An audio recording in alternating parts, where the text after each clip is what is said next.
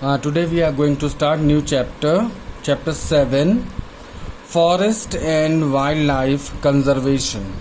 Means किस तरह से हम फॉरेस्ट और वाइल्ड लाइफ यानी कि फॉरेस्ट में रहने वाले जो जानवर होते हैं तो उन्हें हम वाइल्ड लाइफ, जो जानवर रहते हैं, वाइल्ड एनिमल्स रहते हैं, तो उनको हम कैसे कंजर्व कर सकते हैं।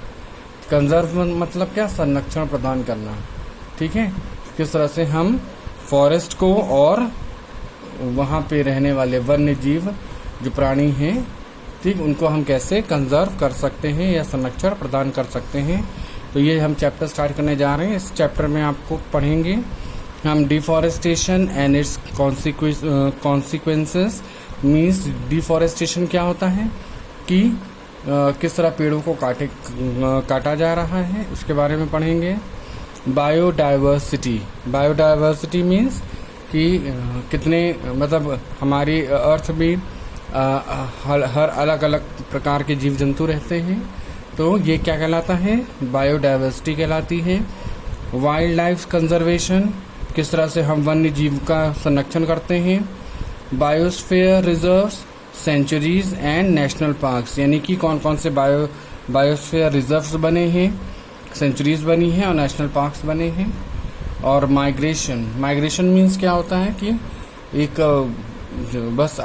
सरल लैंग्वेज में ये है कि जो जानवर हैं, एक सीजन आता है जिसमें वो एक जगह से दूसरी जगह पे चले जाते हैं। ठीक है, तो वो क्या कहलाता है? माइग्रेशन कहलाता है। ठीक है, नेक्स्ट है प्रोजेक्ट टाइगर, यानी टाइगर पे क्या है, यानी कि कोई एक बना हुआ है जिसमें प्रोजेक्ट है जिसमें बाघों को, टाइगर्स को क्या किया गया है? कंजर्व किया गया है। ठीक है, स्टार्ट करते हैं chapter. Write names of the national parks and wildlife sanctuaries in India in the space provided. So you have to take the help of geography book. Okay, in geography book it is given many types of national parks and wildlife sanctuaries are given, so you have to fill with your own. Okay, forests are one of the most important natural resources. means जो forest है, जंगल हैं, वो एक प्रमुख क्या है हमारे लिए? नेचुरल रिसोर्सेज हैं। क्यों नेचुरल रिसोर्सेज हैं? क्योंकि हमें जंगलों से काफ़ी कुछ मिलता है। ठीक है, क्योंकि नेचर हमें बहुत सारी चीज़ें देती हैं जो हमें जंगलों के माध्यम से हमें मिलता है। They are essential for survival of life on earth, और ये हमको अर्थ पे जीवित रहने के लिए कई ऐसे सोर्सेज देते हैं जिसकी सहायता से हम अर्थ पे जीवित रहते हैं। Humans depend on forest for various needs such as food, fiber, medicine, wood, etc. अब जंगलों से हमें कई चीज़ें मिलती हैं, जैसे फूड मिलता है, फाइबर मिलता है, मेडिसिन मिलती हैं, वुड मिलता है, और बहुत सारी ऐसी चीज़ें हैं जो हम जंगलों से प्राप्त करते हैं। यानी ह्यूमन जो है वो सब इन चीज़ों पर डिपेंडेंट है। ठीक है, animals also depend on forest for their habitat and food. इसी तरह से एनिमल्स भी हैं, वो क्या हैं? वो फॉरेस्ट पर डिपेंडेंट हैं फूड के लिए और हैबिटेट मीन्स चूँकि जो एनिमल्स हैं वो वहीं रहते हैं, जंगलों में ही रहते हैं। ठीक, तो उनका एक हैबिटेट बन जाता है। तो इसीलिए ह्यूमन बीइंग्स और एनिमल्स दोनों ही फॉरेस्ट पर डिपेंडेंट हैं, इसलिए फॉरेस्ट हम लोगों के लिए बहुत ही ज़रूरी है। Next topic is deforestation. Deforestation क्या है?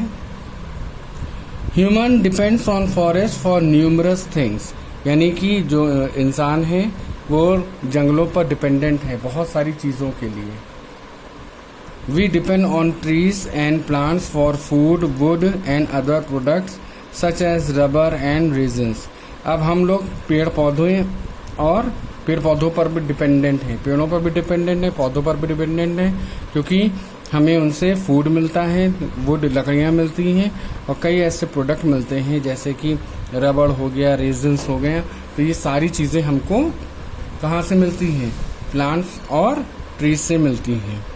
Human also need space for homes, agriculture and to set up industries. अब ह्यूमंस हैं, उनको रहने के लिए क्या चाहिए? घर चाहिए, खेती करने के लिए ज़मीन चाहिए और इंडस्ट्रीज खड़ी करने के लिए भी ज़मीन की आवश्यकता होती है।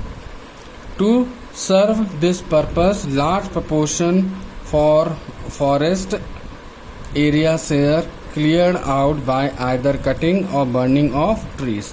अब ह्यूमंस अपनी नीड के लिए क्या करता है? लार्ज प्रोपोर्शंस में, यानी बहुत लार्ज अमाउंट में फॉरेस्ट को क्या करता है? या तो क्लियर कर देता है काट करके या उनको जला करके। ठीक। Deforestation is the process of cutting down of trees in large number and using that land for other purposes such as agricultural industrialization. अब जो डिफॉरेस्टेशन प्रोसेस क्या होती है? इसमें डिफॉरेस्टेशन प्रोसेस में जो ह्यूमन बींग्स हैं वो लार्ज नंबर ऑफ ट्रीज को, यानी बहुत अमाउंट ट्रीज के बहुत ढेर सारी संख्या में पेड़ों को काटता है और जो लैंड मिलता है, ठीक, पेड़ों को काटने के बाद जो लैंड मिलता है उस लैंड का इस्तेमाल वो एग्रीकल्चर के लिए या इंडस्ट्रीज लगाने के लिए करता है, घर बनाने के लिए भी करता है। ठीक। Since the industrial age about half of world's original forests have been destroyed and millions of animals and living things have been endangered।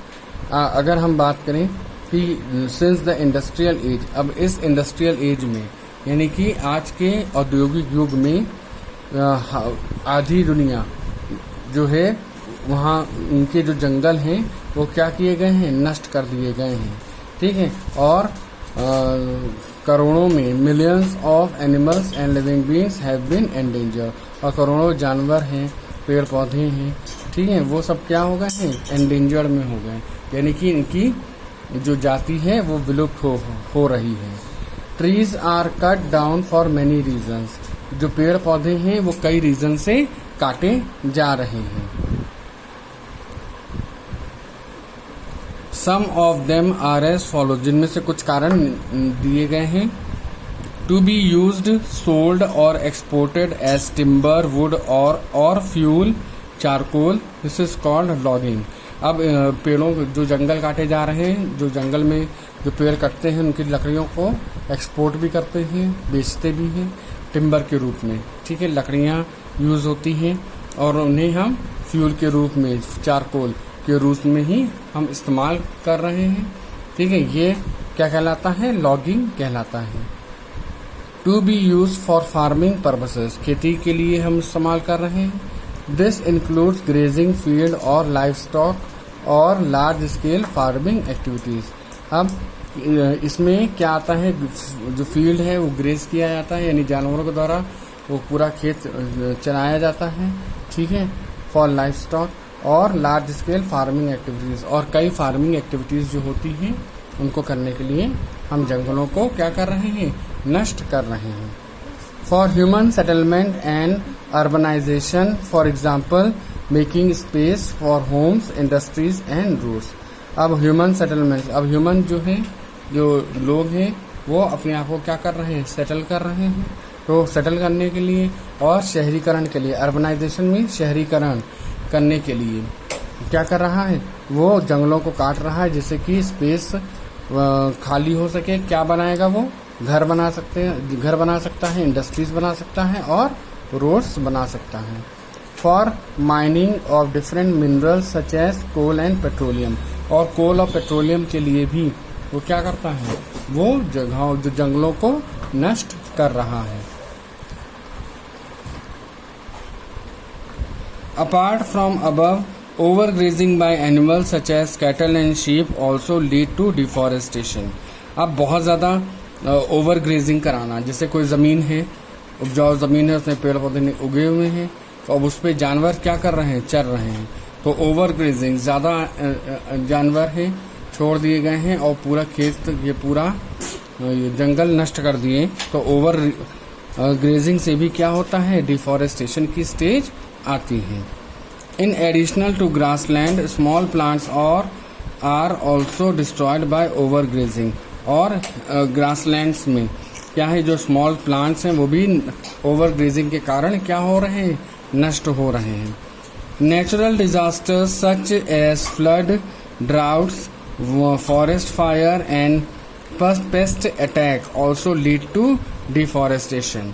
अब इसके अलावा भी जो नेचुरल डिजास्टर्स हैं यानी प्राकृतिक आपदाएं हैं, जैसे कि बाढ़ है, सूखा है, फ्लड यानी कि बाढ़, ड्राउट मतलब सूखा, फॉरेस्ट फायर ये जंगलों में आग लगना, या पेस्ट अटैक या कीड़ों का आक्रमण, ठीक है, यानी जो पेस्टिसाइड पेस्ट होते हैं वो क्या कर रहे हैं, वो नष्ट कर रहे हैं।